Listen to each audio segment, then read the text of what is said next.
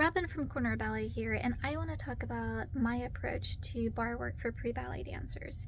And I realize that this is a divisive topic. Everyone has their own opinions on this, and that is great. I'm not trying to change anyone's mind. I am just here to communicate what I have found works really well for me. If you have a different approach that you just love, absolutely feel free to comment down below. We can all learn from one another. So for me, for the 3, 4, 5, and 6-year-olds, I pretty much do not do, well, not pretty much, I don't do bar work at all with that level. They do get a bar education, however, because they're in a ballet studio and they are near ballet bars. I do think it's important that they understand what that equipment is, who gets to use it, when they will personally get to use it, how I expect them to behave around it. All of those different things, I work that into my lesson pretty early, like maybe the first class, really early on in the year. I introduce these things to them so that that's out of the way. So they get the bar education, but I don't actually take them to the bar to move. I do introduce bar right around 7 or 8, and I will get to that in a second, but I want to talk about why I don't do bar work with the youngest ones.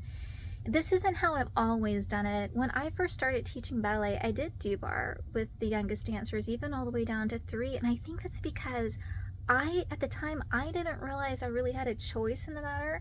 In my mind, I just thought, well, bar is such an important part of ballet class that obviously my students need to learn how to dance at the bar. But after a few, and I will say that I figured out how to make it work. It was not fun teaching 3-year-olds how to plie at the bar, but I figured out how to make it work.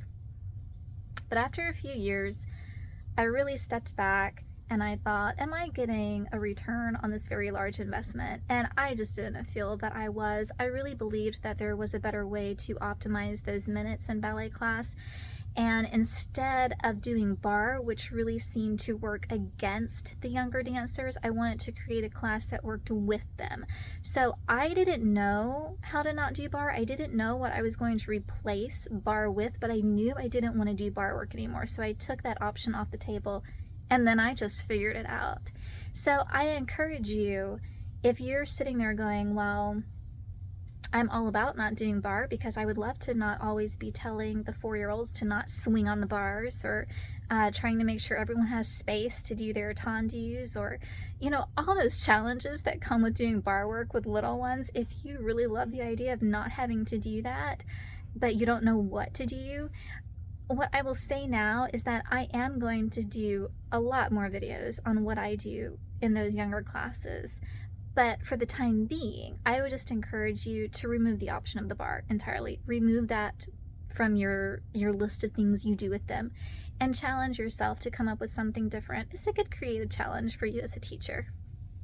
So moving on to the 7 and 8-year-olds. I do introduce bar about halfway through the year. So, if the dance season is August through May, I will introduce it around January. And they are at the bar for about 5 or 10 minutes, not very long.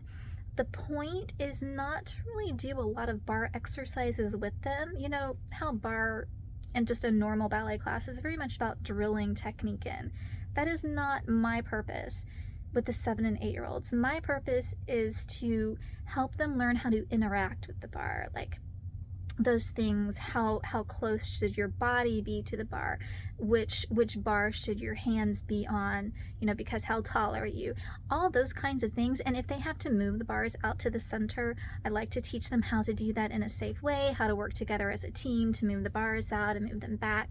All of those things. I want all of those fundamentals of bar to be really solid for them. So by the time they advance up into that next level of Ballet 1, they're ready to go.